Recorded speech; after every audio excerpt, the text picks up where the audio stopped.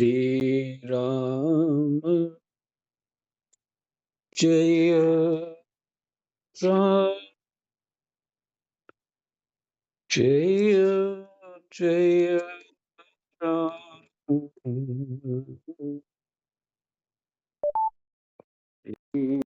Ram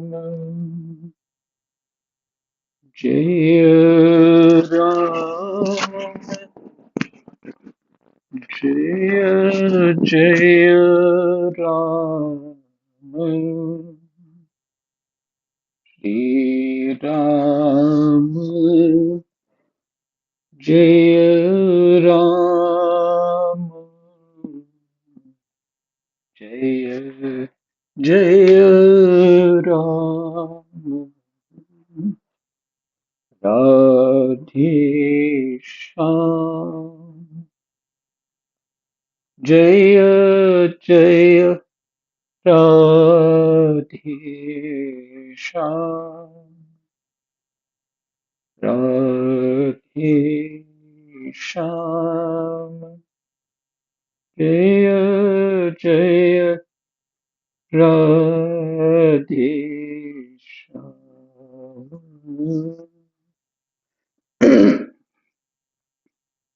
Shri Ganeshaय Namah Shri Sitaramabhyam Namah Shri Hanumate Namah Shri Umapate Namah Shri Guruve Namah सब संतन की जय जय जय जय सीताराम राधे श्याम श्रीमद्भागवत महापुराण तृतीय स्कंध 22वां अध्याय। प्रसंग है देवहूति के साथ कर्दम प्रजापति का विवाह।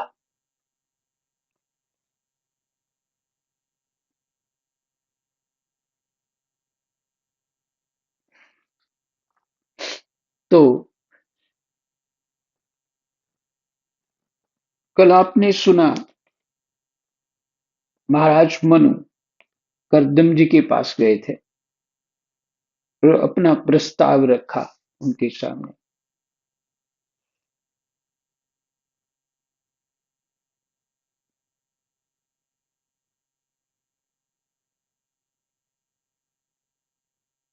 तो अब 14 श्लोक तक पाठ हुआ था हमारा। श्री कर्दम मुनि ने कहा, ठीक है, मैं विवाह करना चाहता हूं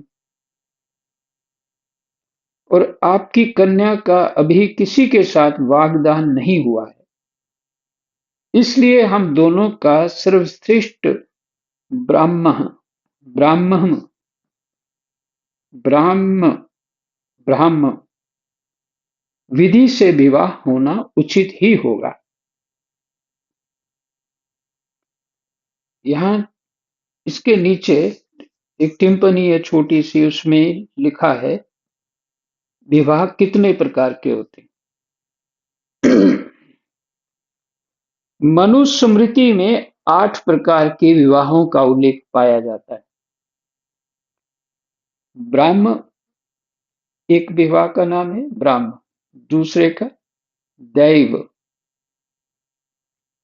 और तीसरा आर्ष, चौथा प्राजापत्य, पांचवां आसुर, छठवां गांधर्व, सातवां राक्षस और आठवां पैशाच। इनके लक्षण वहीं तीसरे अध्याय में देखने चाहिए। इनमें पहला सबसे श्रेष्ठ माना गया है। इसमें पिता योग्य वर को कन्या का दान करता है। पिता योग्य वर को कन्या का दान करता है।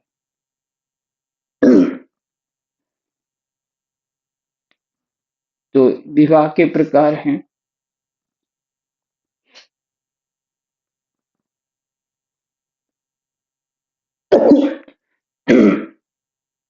एक होता अपने लड़की अपने मन से विवाह करती है, वो घर वालों की इच्छा से, वो है होता है स्वयंवर। स्वयंवर स्वयंवर तो आप जानते हैं, सीता जी का स्वयंवर हुआ।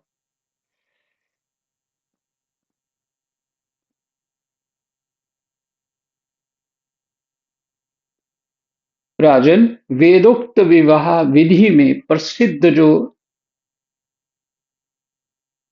गृभा गृभनामी ते गृभनामी ते इत्यादि मंत्रों में बताया हुआ काम अर्थात संतानोत्पादन रूप मनोरथ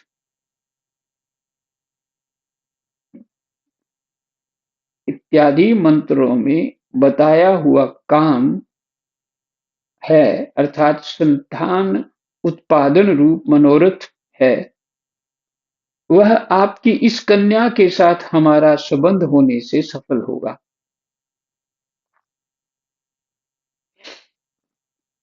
पंडित राजाराम मिश्र जी से ही सुना था मैंने। काम का उन्होंने अर्थ किया शरीर की रक्षा, शरीर की रक्षा, ऐसा अर्थ किया था। शास्त्रोक्त अर्थ है। वह आपकी इस कन्या के साथ हमारा संबंध होने से सफल होगा। भला जो अपनी अंग कांति से आभूषण आदि की शोभा को भी तिरस्कृत कर रही है, आपकी उस कन्या का कौन आदर ना करेगा। एक बार यह अपने महल की छत पर गेंद खेल रही थी। गेंद के पीछे इधर उधर दौड़ने के कारण इसके नेत्र चंचल हो रहे थे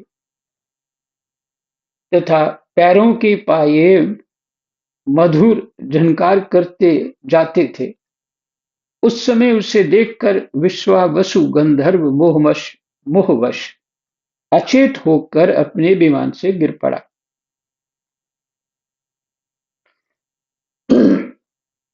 मैंने गंधर्व और गंधर्वियां बहुत सुंदर होते हैं, लेकिन उसको भी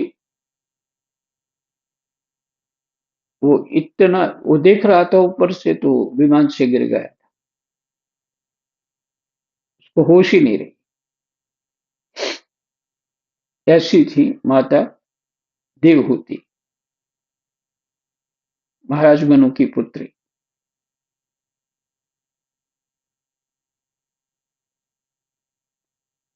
वही इस समय यहाँ स्वयं आकर प्रार्थना कर रही है।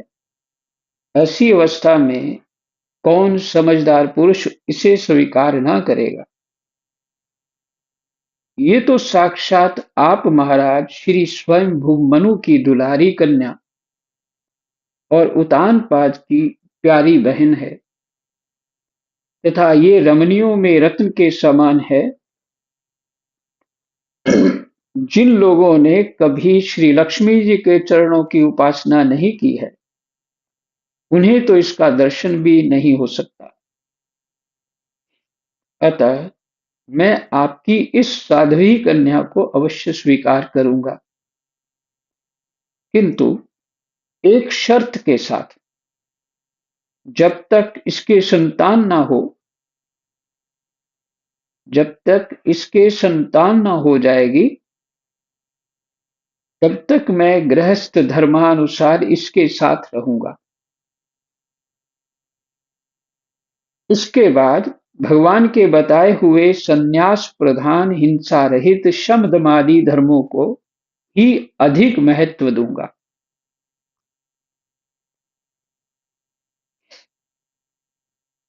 जिनसे इस विचित्र जगत की उत्पत्ति हुई है, जिनमें ये लीन हो जाता है और जिनके आश्रय से यह स्थित है, मुझे तो वे प्रजापतियों के भी पति भगवान श्री अनंत ही सबसे अधिक माने हैं।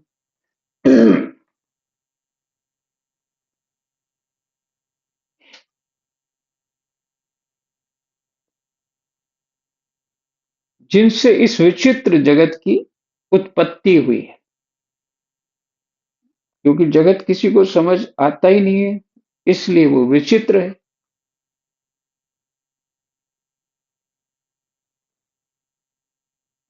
जिनमें ये लीन हो जाता है और जिनके आश्रय से यह स्थित है, मुझे तो वे प्रजापतियों के भी पति भगवान श्री अनंत ही सबसे अधिक माने हैं।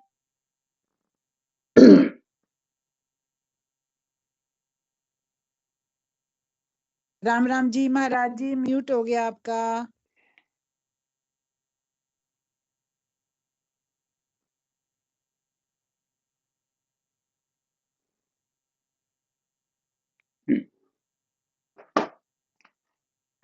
सीताराम।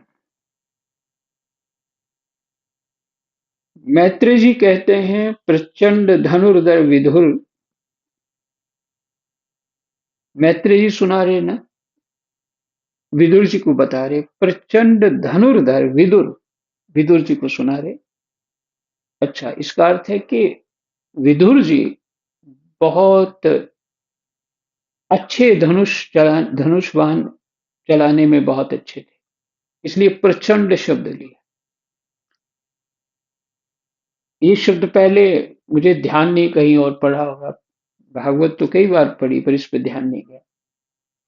और ऐसा ही होता है अक्सर सबके साथ।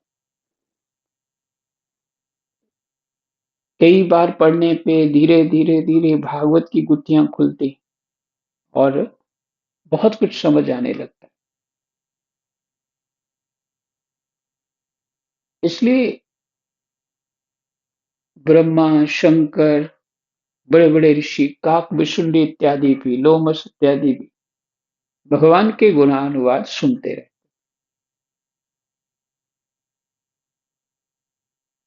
और आगे जो पुराणों की रचना की वेद व्यास भगवान ने, ये बहुत बड़ा कार्य किया।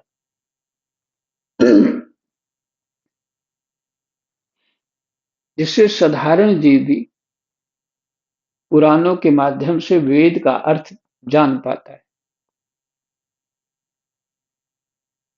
तो मैत्री जी कहते हैं, प्रचंड धनुर्धर विदुर, करदम जी केवल इतना ही कह सके। फिर वे हृदय में भगवान कमल नाभ का ध्यान करते हुए मौन हो गए। स्वाभाविक है, अभी शायद 2 दिन पहले उनको दर्शन हुआ था भगवान का, स्मृति आ गई, बस उसी में खो गए।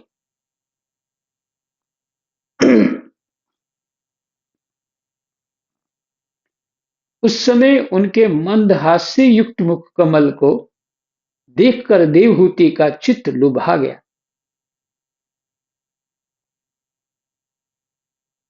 वो भगवान की स्मृति में जो खो गए, उस समय उनका जो मुख का स्वरूप था वो बहुत सुंदर हो गया। और देवहूति जी को क्या समझ आया कि विवाह की बात से शायद प्रसन्न हो गए, लेकिन भगवान का चिंतन याद आ जाने से मनु जी ने देखा कि इस संबंध में महारानी शतरूपा और राजकुमारी की स्पष्ट अनुमति है।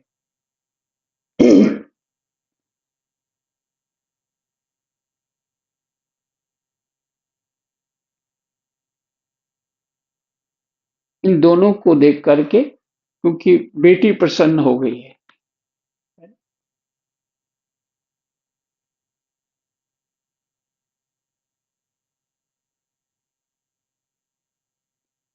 तो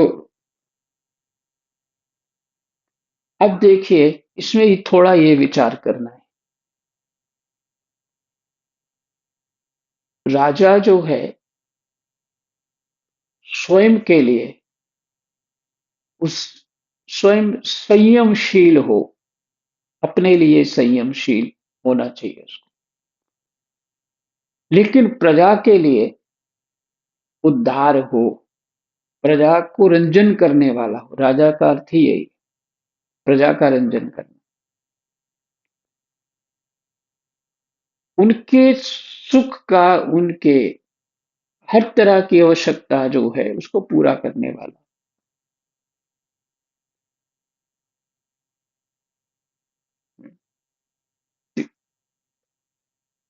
इससे ये बात मैं क्यों सुना रहा हूं, इसका कारण है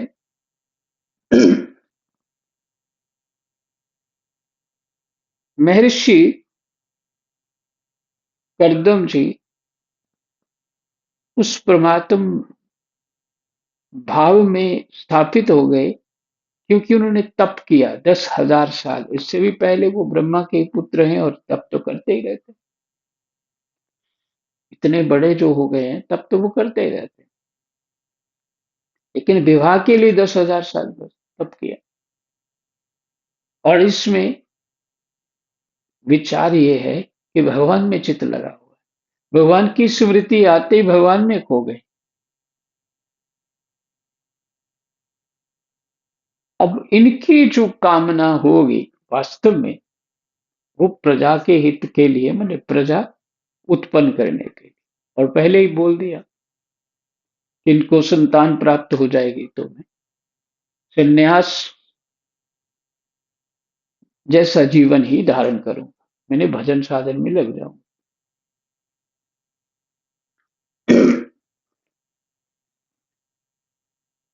इसका अर्थ है जो राजावली आपको बात सुनाई कि जीवन संयमशील होना चाहिए, वही व्यक्ति उस काम के योग्य होता है जिसके अंदर संयम होता है। भगवान शंकर के अंदर संयम है, वो उनको आज्ञा दी भगवान ने तुम ही विवाह करो। नारद जी कहते जा रहे हैं विवाह करने, वो कहते हैं नहीं, तुम विवाह के योग्य नहीं हो। यही बात है, क्योंकि वो कह ही रहे थे कि मैं देखो काम को जीत लिया, तो बड़े प्रसन्न थे, बस यही गड़बड़ हो गया।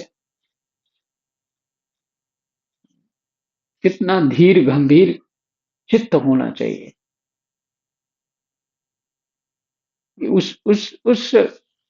उस संयम की जो प्रसन्नता चित्त में हो जाए या मान हो जाए अपने आप में कि मेरे से मैंने ये कर लिया, बस यही गड़बड़ है। जीव अपने बल से कुछ नहीं कर सकता संयम इत्यादि, भगवान की कृपा से होता है। गोस्वामी तुलसीदास जी इसीलिए तो इतनी प्रार्थनाएं आपको सुना रहे, इतना संयमशील जीवन है फिर भी कहते हैं कबहू ऐसी रहनी रहूंगो, श्री रघुनाथ कृपालु कृपाते संत स्वभाव गहूँ। और आरंभ में उन्होंने ये प्रार्थना करी है, उसकी एक ही ऊपर वाला जो पद है वही सुना देता हूँ। दीन बंधु सुख सिंधु कारुणिक रघुराई, मन जरत त्रिविध जुर करत फिरत बौराई। मन तीनों इस जुर, जुर मैंने तीन तापों से जल रहा है। ये तीन ताप वही है, दैहिक दैविक भौतिक ताप। वो मन की विचित्र विचित्र स्थितियां हर पल बदलती रहती हैं, मन की विचित्र स्थितियां होती रहती हैं, हर पल बदलती रहती हैं, स्थिर नहीं हो पाता। अंत में कहते हैं ये मेरा जो रोग है राम प्रेम हीन नहीं जाए, आपके चरणों में प्रेम हुए बिना मेरा रोग नहीं जाए।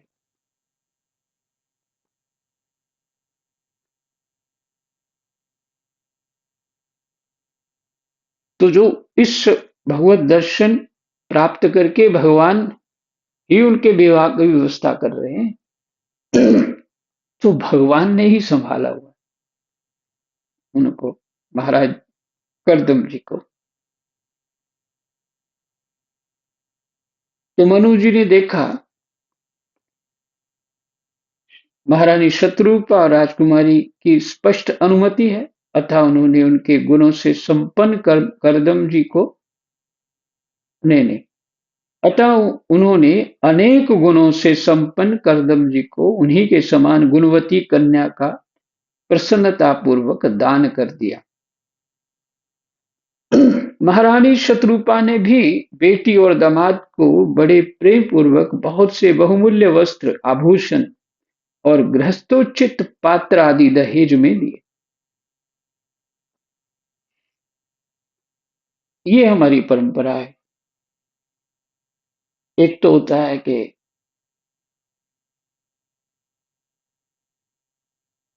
जो जवाई होता है, पुत्री का पति जिसको स्वीकार करते हैं, उसको विष्णु रूप देखते हैं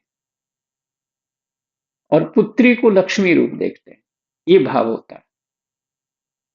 और उसी के जो ब्राह्मण है, इसी भाव से उनकी पूजा करते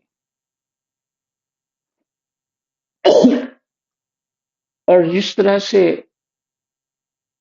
उनको भगवान को क्या क्या आवश्यकता है, लक्ष्मी विष्णु को क्या क्या आवश्यकता आएंगी, वो सब सामान इकट्ठा करके जो भी वस्तुएं सामग्री है एक गृहस्थ में चाहिए, वो सब देते हैं दोनों को।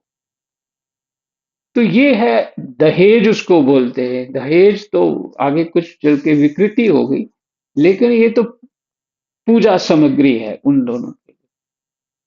ठीक है ना? तो अब उसकी विकृतियां, जैसी जैसी लोगों की बुद्धि, अब वैसे वैसे फिर आगे लड़कों के रेट लगते। लेकिन ये है वास्तव में, मनु महाराज जी को ऐसा दामाद मिल गया और ऐसी गुणशील, गुणशील अर्थात वो साध्वी हैं देवहूति माता जी।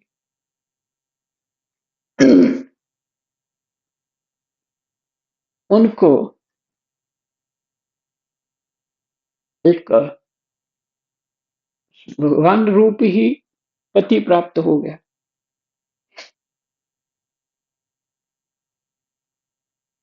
तो महारानी शत्रुपा ने भी बेटी और दामाद को बड़े प्रेम पूर्वक बहुत से बहुमूल्य वस्त्र, आभूषण और गृहस्थोचित पात्र आदि दहेज में दिए। इस प्रकार सुयोग्य वर को अपनी कन्या देकर महाराज मनु निश्चिंत हो गए। चलती बार उसका वियोग न सह सकने के कारण उन्होंने उत्कंठावश विह्वल चित्त होकर उसे अपनी छाती से चिपटा लिया और बेटी बेटी कहकर रोने लगे। उनकी आंखों से आंसू की झड़ी लग गई और उनसे उन्होंने देवहूति के सिर के सारे बाल भिगो दिए। फिर वे मुनिवर करदम से पूछकर उनकी आज्ञा ले रानी के सहित रथ पर सवार हुए और अपने सेवकों सहित ऋषिकुल सेवित सरस्वती नदी के दोनों तीरों पर मुनियों के आश्रमों की शोभा देखते हुए अपनी राजधानी में चले आए। यही विश्राम। कृष्णाय वासुदेवाय हरये परमात्मने प्रणतः क्लेशनाशाय महाराज जी फिर से म्यूट हो गया आपका। राम राम जी महाराज जी। गोविंदाय नमो नमः। गोविंदाय नमो मुन्ना आ गया हो। नमः। जी